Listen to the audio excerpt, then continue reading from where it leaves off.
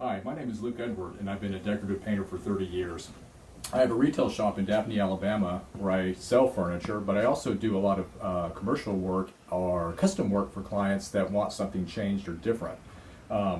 Here is an old table that I'm going to make into something with a pretty chipped painted finish that will just transform it from its dowdy brown appearance to something really fun and interesting, decorative and nice. So anyway, I'm going to walk you through the steps and show you what I do to get my layered process, and hopefully you'll like it and you can try it yourself.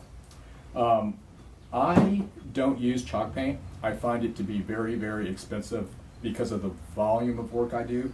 So I do some things that make my own chalk paint that are more beneficial for me financially. I don't have anything against chalk paint. I think it's great for somebody who does a little project at home, this, that, and the other, but I like to do my own thing because of the volume of work I do. So I'll show you what I use for my work. Sometimes you have to sand a piece of furniture. It's just imperative that you do that. But if you don't want to sand, I found a product that's been on the market for a while called a liquid deglosser. It's water-based, so there's no brain freeze when you inhale it. Of course, you don't want to inhale it, but if you did. But I used to use denatured alcohol, but it's really toxic to your system, so I don't use that anymore. But this is something that I put on a rag, I wipe it off. You can follow the directions and wipe it back down again. I don't even bother with that. I find it's effective just like it is. But it breaks the finish on your furniture so that it adheres to paint better. And like I said, you could always sand first if you want to, but this is really easy to use. Okay, so I start with that. The next thing I do is I actually use a binder, which is a shellac-based primer. I have it tinted a lot of times from the paint store, so that it's not just pure white. That works for me really well. You could also skip this step, but the reason I do this is because I have to guarantee my work when I sell it. My work is all sold or commissioned, so I have to make sure there are no, there's no way the paint could chip off or come off once somebody gets it home. If you have rambunctious kids or animals or whatever, I don't want to have a customer call me back and say, well, my paint chipped off or whatever. So I start with that. I put one coat of that on, and that's a great binder for paint. And then I use commercial paints like Benjamin Moore Aura Flat Matte Finish. It does have acrylic-based polymers in it. It also has an oil-based petroleum product in it, but it's very, very durable, very, very sandable, very, very workable, and I don't have any issues with it. And as you can see, I have a gallon of it here, which I will get a lot of use out of over the years. To that, I actually add chalk. This little box here is approximately $2.50 at the hardware store. It's called whiting. It's used on ball fields and this, that, and the other, but it's calcium carbonate. It's just basically chalk, powder chalk. So I put that into my paint to thicken it and give it texture if I need to. It is awesome. It makes your chalk paint more affordable. So I add this to my paint. I think I probably get it to the consistency of like thick pancake batter. You can do it even thicker if you want, depends on the texture you're going for. And then for this particular table, I'm going to do a chipped crackly finish, which you'll see. So once I put this on top of this, I'm going to come back. There are many products online. This is Amy Howard's Cracked Patina. It's really good. Farmhouse Paints makes one called Crusty Mix, I believe. It is sold by the quart at various locations. It's a intermittent layer that you put on that will cause the top coat to react with it while it's wet.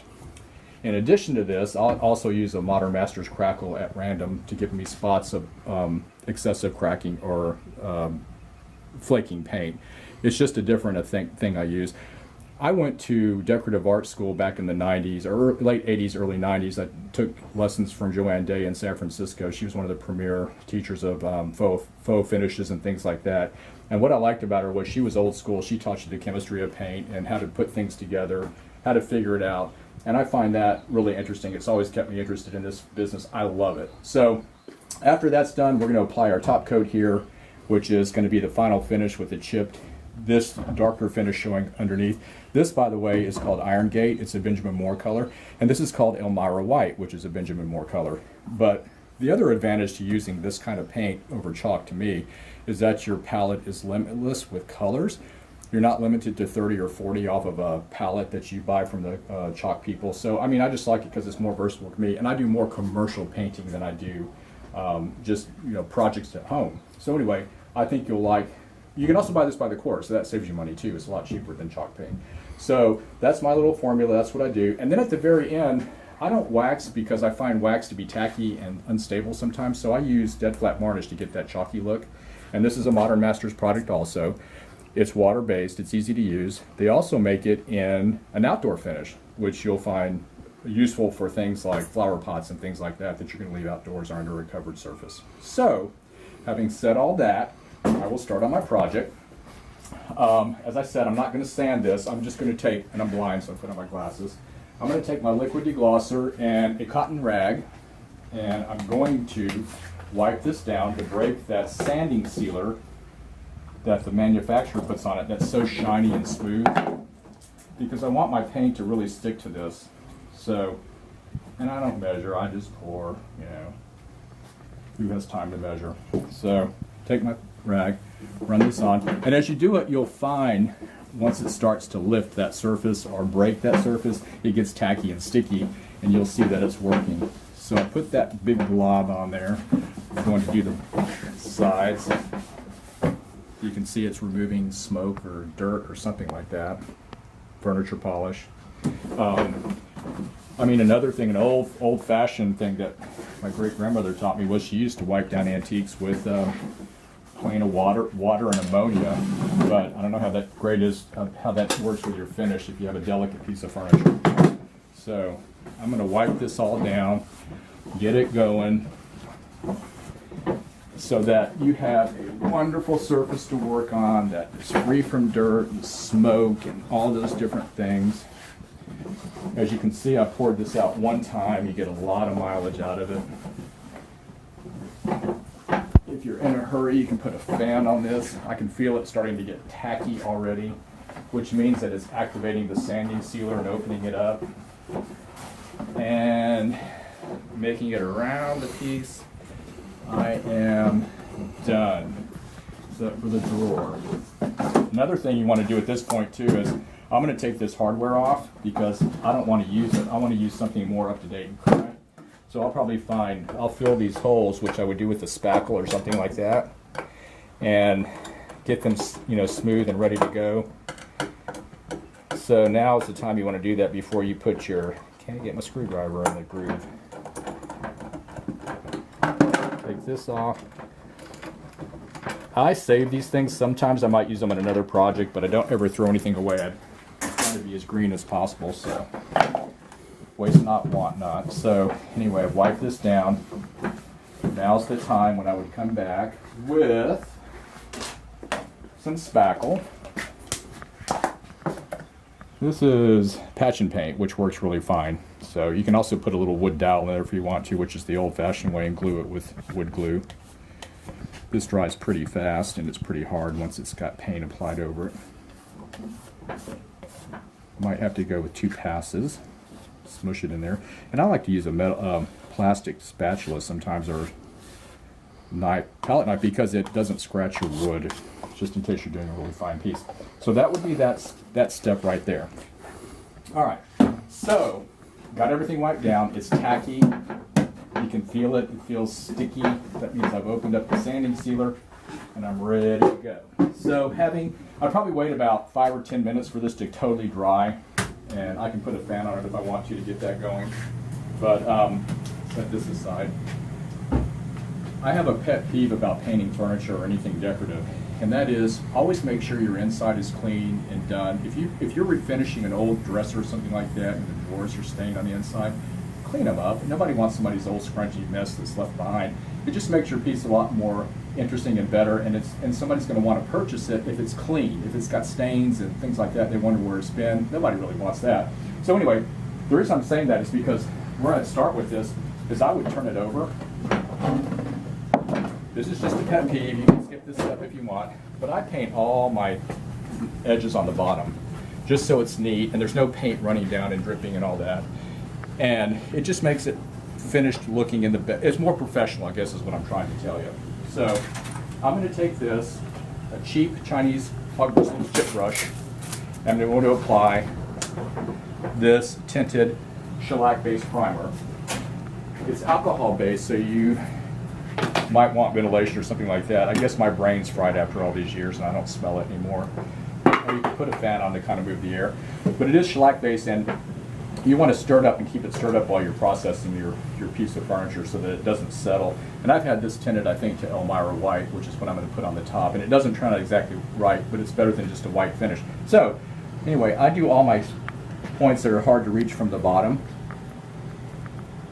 And then coming down around, being neat to me is important. It's just a pet peeve of mine. Nobody's going to see that, but in my mind I know that it's there, and I just try to make these edges look really clean.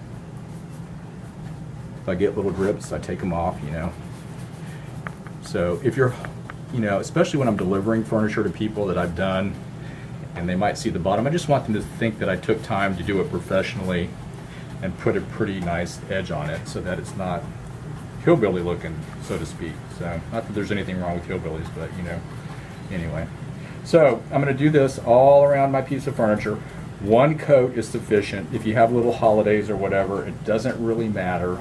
They're not going to affect your overall finish because it's all going to be clear coated with a sealer at the end, so it's durable and cleanable. So having shown you all that, what I can do is move on to the next step. And again, you do the bottom and flip it over and get it all coated. I give it probably about 30 minutes to dry depending on your humidity or where you live in the United States. I'm in the South, so humidity here is always a problem. But I lived in California for a long time. We didn't have the humidity problems, and things were really quickly dried very quickly. So I'll set that aside. And prior to starting this video, I have another piece that I've already done with the primer and shellac on. I can set up on the table, and we can start with the next coat.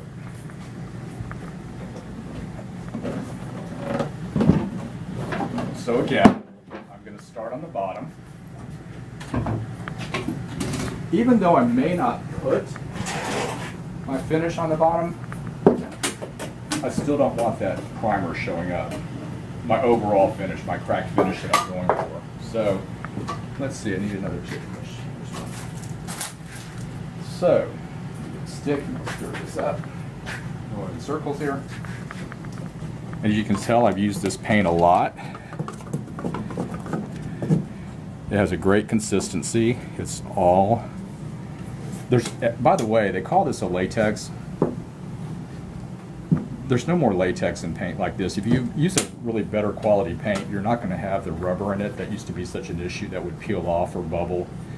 So I like Benjamin Moore Aura. Behr makes one called Ultra, which is really an excellent adhesion paint. It's well rated. And again, if you stick to the matte finishes, you don't get that sheen, but you get the glue-like sticking abilities of chalk paint. So, one other thing you could do at this point, if you really wanted heavy, heavy, heavy texture, is you could have added chalk paint to this layer too. I'm not going to do it. I'm going to add the chalk paint to the second layer where I really want the movement to be. And you'll see when I get there, it's going to be pretty for the effect I'm going for, which is that chippy, cracked, aged look that you see on really fine old antiques that are well loved and well used. So, all right. And what I would do is just go around the whole way and get my piece all put together. You can take shortcuts with little cat's paw rollers if you want on the flat edges, which is a quick way to get your paint all over. And like I said, this is going to be a layered look, so I'm doing the best I can. If I have a holiday or a skip space here and there, it's not the end of the world. I probably wouldn't even take my time to go back and correct it, because the real finished product is going to be the top. You can see with me, I do such a high volume of work. Time is money, so I've got projects waiting in the wings all the time, so I've got to make my work fast but effective so that I get the finish I want, but I'm not waddling around waiting on the next thing to happen. So, and I'm doing the underside of this again. It's all about having a nice finished product that is professional and you can be proud of. so that everything's covered correctly. And when I flip this up, all this underside will be done, and I won't be craning my neck to go underneath trying to finish it properly. Get all your little corners and things like that.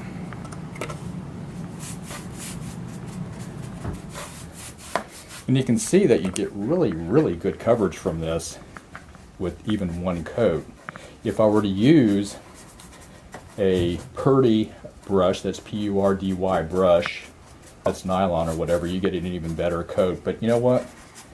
For what I'm doing, which is a distressed, chippy finish, I don't want that. I want it to be somewhat of a mixed bag of finishes at the end. So, anyway. So this is boring. I'll stop right now and get back to the part where it is all coated, and we'll start the next process. Okay, I'm back, and I'm just at the end of putting this first base coat of paint that's going to show through my chip crack finish. And part of it I did by brush, part of it I did with a little cat's paw handle, and you can see that gets a lot of use, all that paint on there, and one of these. And actually I take these and I reuse them. I wash them out or let them soak in a pail of water till it leaches all the paint out, and you reuse them so that I can save some money and the environment.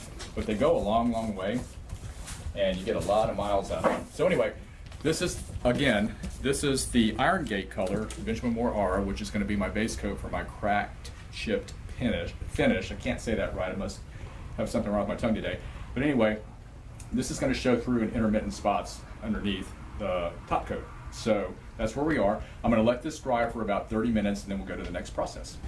Okay, we're back now. This has been drying for about 30 minutes. It's really super dry, ready to go. In the meantime, I came back and looked at my drawer where I filled the holes, and I had to add a little bit more of the spackle because they were a little indentions. So 220 grit sandpaper, just sanding that out so it's smooth and it feels great. Then I'll just add a little bit more paint to this from the Iron Gate so that it's in the same phase as the rest of the table, and I'm not held up later. So took care of that. Put that down. You know, could probably put it in front of a fan if I wanted to, so that it will dry a little faster. We'll do that. So fans and hair dryers are great. So anyway, now I'm going to add the part that causes the chipping and cracking. But I'll just recap really quickly. I deglossed it so that it's clean, ready to go. I put the primer on it, and I only use this because I have to guarantee my work. I don't want any mishaps with things peeling off or coming off. This is a shellac-based primer with a tint in it. My base coat for my finish, my final finish, is Iron Gate by Benjamin Moore, an Aura paint. It's a paint and primer in one.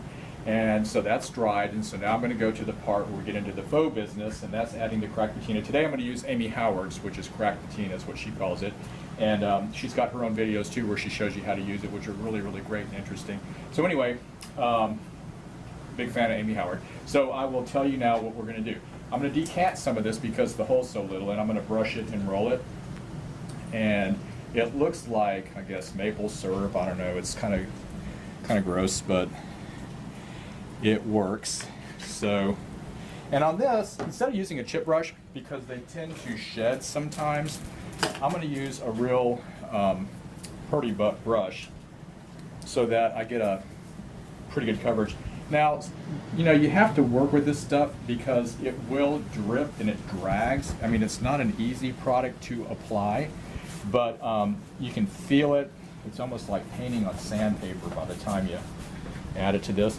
Another thing you can do, which I like to do, is I like to take a mohair roller, which is just really soft and a really shallow nap is what I'm trying to say, and dip it into this and put it in a paint roller pan and get my thing covered, my roller covered, and get this really thin layer on.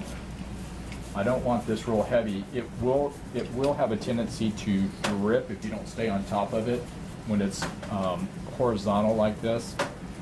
Get it in all the space. Now on the legs, obviously I'm going to have to paint that on so that I get all these curves on these Queen Anne legs. hate Queen Anne legs, but they're still around, and hopefully this poor little table will look better when it's done, and you won't notice the Queen Anne legs so much. But you know what? Hey, everything deserves a second chance, so we're going to give this table a little chance. And you can see it shine. It'll dry shiny too. It's kind of a shiny appearance.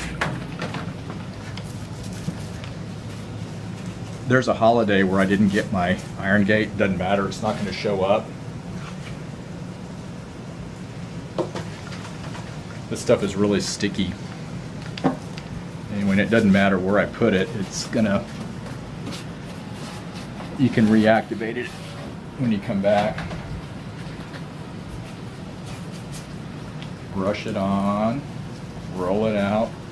I like the roller because it gives you a thin enough coat on a vertical surface that it doesn't tend to drip as bad. And your effect isn't quite as crackly, but the way I get around that is I add the old-fashioned crackle medium at intermittent spots. It gives me those big blobs of chunky effects that I want of paint peeling and cracking, if that makes sense. You know, almost like weathered columns that have been on a porch or something like that, or an old rocker left on a porch to the elements. It will chip, and old oil-based paint used to chip and craze and crack when it was left out to the elements. And that's the look we're going for with this.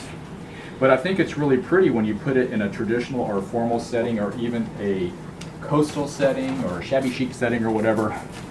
Gives your piece of furniture interest and makes it look like it's something that's been around for a long, long time. One of the things I mentioned earlier was that I went to the Day Studio in San Francisco, and Joanne Day, she was a tough teacher but good. I really liked her. Her big thing, as I said, was learning the chemistry of this business, but also her mantra was if your client could find out what tool you used, you lost your craft. So what you want them to do, excuse me, in front of the camera, what you want to do is make them wonder just how you got this effect or this particular finish on what you're working on. I love it when people come in and say, oh, I know how you did that. You did that with a Walmart bag. And I go, yeah, you got it. You got my secret. You know now how to do it. And I just kind of chuckle and walk off. But anything that you do that has any interest or any quality to it, I have found is going to have multiple layers, multiple textures, more than one color. I don't want to sound mean, but when I go to these resale shops and things like that and I see a piece of furniture painted white where somebody's taken a belt sander to it or a palm sander and sanded the edges down to the brown wood, it's just not, in my opinion, very pretty or very well thought out or very, I don't know, it just has no soul. It just looks like you took white paint and sanded it. I don't get it myself, but anyway, there's a market for it, I guess. People buy it. But again, I want people to wonder how I achieved the look I've got by doing all these things. And you know, this video may seem like it's a lot of work, but once you do it and you go through a couple of pieces of furniture, you find out just how easy it is and how fast it moves. Yeah, there's a few layers to do, but it's so worth the end result. And like I said, with experience, you gain speed, a lot of speed. So, all right, now I'm going to do my top. Just pour some on there. And again, I like this roller because it will allow you to put a very thin coat, which is what I want. Now, you can also do this in multiple layers. So in other words, I'm going to come back and put a top coat on this, which is going to crack and craze.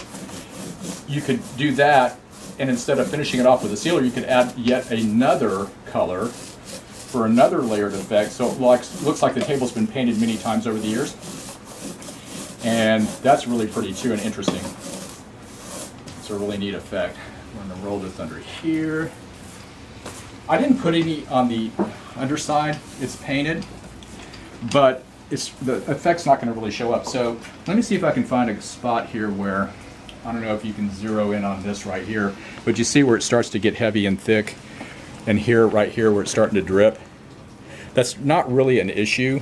It's something you can work out later. Actually, when it's reactivated with the paint, or I could wait, I could put a fan on this too, and it dries it so fast it won't drip. But when I reactivate it with the paint, I can also come back and kind of take my finger and flick that off, because you're going for a distressed look. That's not going to matter in the end. So I love a lot of faux finishes because they are very, very forgiving, and you can camouflage your work, and of course a lot of that comes with experience over the years. Okay, so now I've got this going on, and I hope this doesn't make a mess of our sound, but I'm going to turn this on for just a minute, this fan, and get it going. And then I'm going to take another chip brush, and I'm going to use the Modern Masters Crackle, which is kind of country looking for me, but I like it for specific, put it on my finger. It's good for specific uses and things like that. This is going to be kind of funky for people to follow, but I just hit or miss. I want random, I don't want to think it out, because this is where the, and it's hard to see, I think, probably with the camera, but because this is clear, well, actually it looks like snot. It's really gross, but it's kind of gross to say that, but it's really slick, and it just kind of, and again, it will drip too, so you have to kind of stay on top of it. But again, when you activate your paint, you can get it and correct it and take it off, because this is going to be a distressed finish. So I'm just going random, hit or miss. From this angle in the light, I can see where I've kind of hit it. It's also changing the color of the paint a little bit. And it seems like it's thicker than the cracked patina that I use, which is Amy Howard brand. So anyway, that's that. So now this is all going to dry, and this will probably take about 15 or 20 minutes. I've got a fan on it. And then when we come back, I'm going to show you the really fun part, which is where this paint's going to activate and crack. I'm going to remove it with tissue paper and show you how it looks, and then you'll get a better idea of where this whole process has been going. So we'll be back in just a minute, and you can see the next result. I'm back now, and this intermittent coat of crackle finish, cracked patina, has dried. You can see I'm rubbing my hands across it. It's shiny, which looks like it's wet, but it's not. It's dry. It's ready to go. And what I'm going to do now is mix my top coat. I told you earlier that I make my own chalk paint. So this is the Benjamin Moore Elmira White, and I'm going to put it in another container that I could seal up if I'm not going to use it all. Sometimes I use the half-gallon plastic containers that you buy at the hardware store. But let me see, I'm filling this up about halfway. This is way more than I need to finish this. Put that right there. And this is the commercial whiting that I mentioned earlier before, which is calcium carbonate. And I'm just going to pour some in here. Don't inhale this by any stretch. It's not good. It's a powder. You can see it's just chalk. Take my stick. If I'm mixing up big batches of this, I use a hand mixer like you use in the kitchen. It goes faster. It doesn't affect the color of your paint, the tint in the paint at all, which is great. It remains the same, so you don't have to worry about that. Makes it thick. And depending on how I want the final finish to be, I could mix it as thick as, like cookie dough if I wanted to. It would probably take a little time to dry. And you also want to be careful sometimes about that, because you don't want your finish to crack, paint to crack if it's too heavy or too thick. Crack in a negative way. So I just added just a little bit more because I want the texture to be just a little bit more, a little thicker. So again, this looks like really heavy pancake batter. Give it a good shake there. Okay, so on my horizontal surfaces, I'm going to use a roller, and again, I have my trusty cat's paw roller that I picked out. I'm going to load this up. Nothing neat about painting. You can wear gloves if you want to, but sometimes I like to use my hands for negative removal. So let's start here on this panel. You can see, and there's a couple of drips there that happen. I'm rubbing them off from that intermittent glaze. So I'm going to start here and put this on. Take my paint, get it all in the places that I need for it to be. And then, let me see, I'll do a little wider angle so you can see. This dries really, really quickly. I've taken some tissue paper, which you get at the craft store, and I'm going to press it on there. Don't wait too long. Pull it off, and it looks like chip paint. Really cool. Now, obviously, the thicker you do it, and this next, the thicker, you know, the different the effect will be, I guess. I'm tongue-tied here. Anyway, so this is my next. I went into the next layer. It's not going to really show. I want to break up those lines. New piece of tissue paper. Put it on there. And I fold it off. And you don't want to wait because it can grab the paper and then you have a mess. That's a little piece of fuzz off of the roller, which I'm going to take off. Pull it off with my finger. Okay, so you can see there's the chip paint, and then there's the crackle effect also. So you're getting two things going on at one time. This little part right here, I can just paint on. I want to put it on a little heavy. Take my tissue.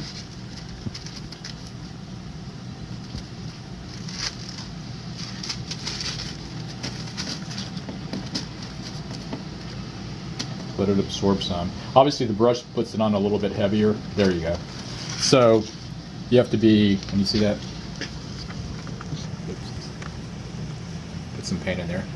This is not an exact finish. It's supposed to replicate an old piece of furniture, which would obviously flake at different times with different weather patterns or different seasons. Humidity, cold, snow, sunlight, everything affects paint. Okay, so that's how you do that. So let me do a leg for you real quick. I'll start in the back.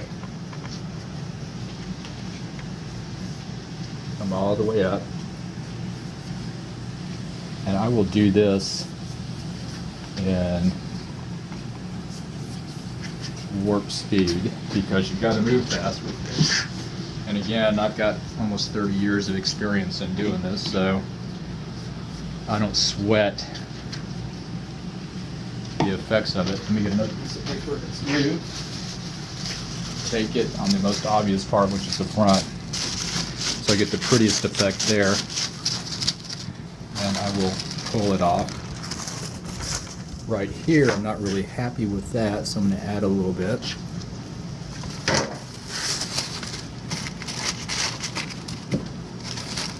Pull that off. Add a little bit more in the back. Wrap it around this way. I'm using the same piece of paper over and over. Another thing you can do is you can take your hands and remove paint like that. You can see where it chipped it. So anyway, it's fun to do. There's no right or wrong to it. Of course, you want it to look like it's, you know,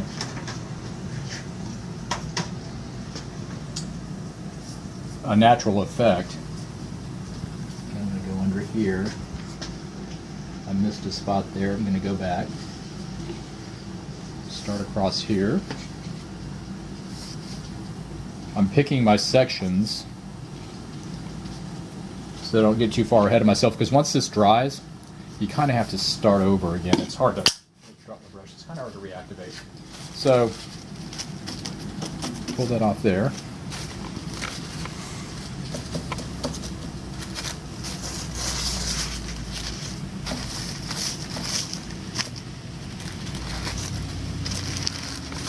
Some chipping going on there.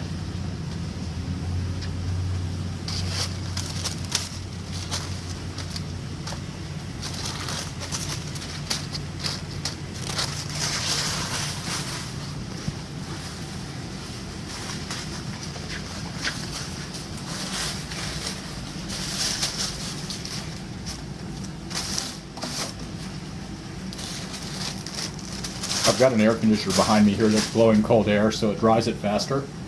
So you might want to be in a room where you don't have so much of that going on. it will have an effect on your finished product. But it's really cool because you can see how that looks like natural chipping through there. And, oh, I dropped my brush. Looks like the paint is chipped off. And where you have little holidays and things like that, it's easy to fill them. I'm going to do that up there. And just come across. Load some more paint on my brush. This is actually up behind the drawer, so it's not a really important facet of the overall effect. So anyway, that's the finish. Let me do the top real quick and then we'll break. I'll finish it and I'll show you the final product. So the top is not at all hard to do. You just want to do manageable sections. Don't forget your edges. You know, make it as wide as your piece of paper. Come down. Pull off that chip paint. Cool. Now you can overlap into the other. It's not going to show when it's dry. All the way over here.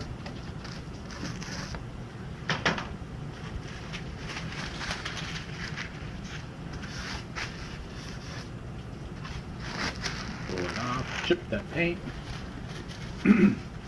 Great effect with very little work. Anyway, cool.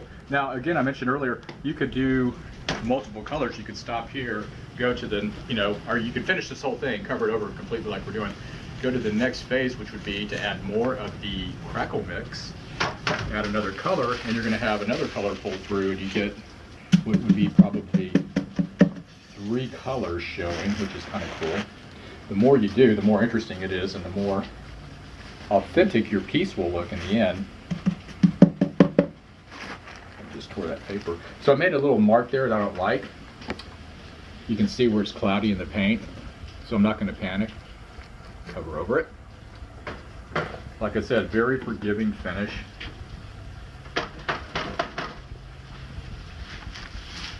And after this is all dry, if you want less cracks, less movement, you can go back with a brush or a roller, hit it again to diminish some of that.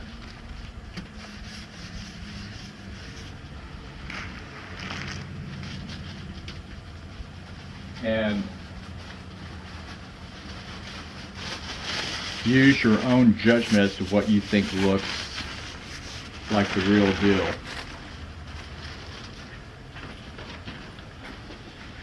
Finish this here.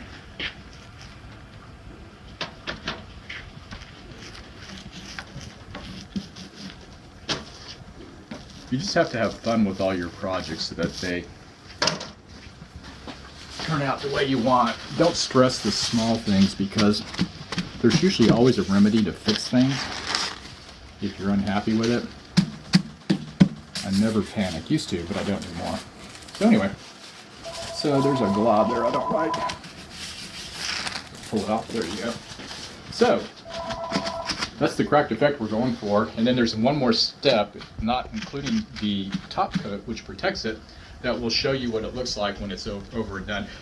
The base color could be anything you want. You could make it a different color, more of a brown wood effect. You could do a different color altogether, like maybe do, if you're into blue-green or something like that underneath. But try to do complementary colors or colors that blend well together, so it's not jarring. That's what I always hated about country crackle was people would put something down like a red base coat and then a white over the top, and you had horrible veining through it. It just looked like it was just tacky. I didn't like it. But anyway, so I'm going to finish this up, and in the next little bit we'll come back and I'll show you what I would do to it to finish it and make it look pretty and all professional and sellable. Thanks. Okay, now everything has dried. You can see I got my dead flat chalk finish with calcium carbonate added to the paint, and it's all dry, and I can touch it and move it and all this kind of stuff. And you can leave it like this. You can look, around your piece and see where you are with your design. I have a big chunk missing right here, but I kind of like that, so I'm going to leave it because it looks like the paint just flipped off. You'll have highs and lows. You can take a little sanding block to this if you want to make it perfectly smooth. But actually, I do that like the next day before I clear coat it. Right now, I'm just going to add one more little element to it. I'm going to kind of give it a little bit of a dirty edge. And this is Benjamin Moore Ara Deer Trail. Anyway, 1036 is the color number. I just dipped this, you can see the sponge has been used and used. Nothing special about it. I'm going to dip it in the paint. This is a lunch container that I save. I try to recycle things. Add some paint to the edge up here. And I'm just making, kind of hard to describe, but kind of making a watercolor. And I just want to drag it along here to give it a little bit of a, this is a wet t-shirt, a little bit of a schmutz, good Yiddish term for dirt. Anyway, I'll do this side over here for you to make it random. No exact science here.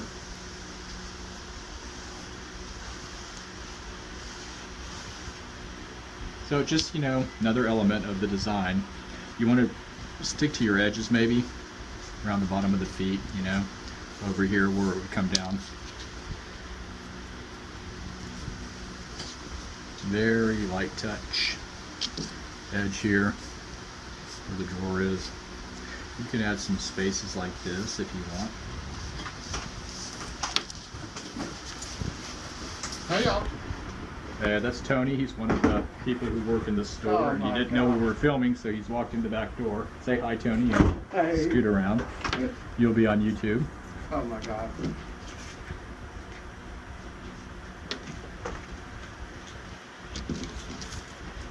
Anyway, these bulge out, so I think I'll do a little, like they would have caught some dust off the porch or something like that. Darker corners there. Anyway, so that's it. Keep going, add as much as you like. I'll do some more on the top, and when I come back, we'll have the whole thing finished, and you can make your judgment on whether or not you like it. And the last step would be the clear coat, and you'll have a beautiful semi-antique piece of furniture that was ready for the thrift shop, but now has been saved.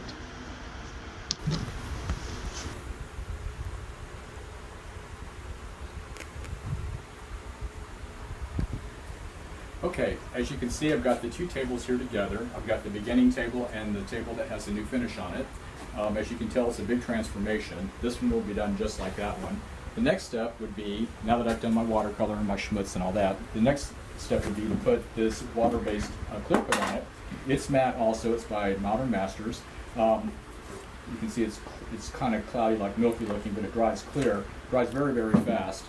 I like it better than wax because it's a faster application, no buffing, this, that, and the other. But I also like it because it's more durable. There are very few waxes on the market I think are really durable for everyday use. I happen to like Amy Howard's because it has carnauba wax in it. But a lot of people don't know how to use it. And I've been to stores before where I've seen furniture that people have done with chalk paint, and you touch them, and it feels like somebody fried chicken on it. They're just greasy and tacky, and they're sticky, and I don't like that. I don't know how you could use a piece of furniture like that. So I like this better. Not anti-wax, I'm just saying this works better for me. So anyway, I hope you enjoyed this. Look for future videos from me. I'm Luke Edward, home in Daphne, Alabama. Thanks. Okay, so we brought the table up to the showroom in the front of the store, and you can see how it looks in a traditional setting with all the other furnishings around it.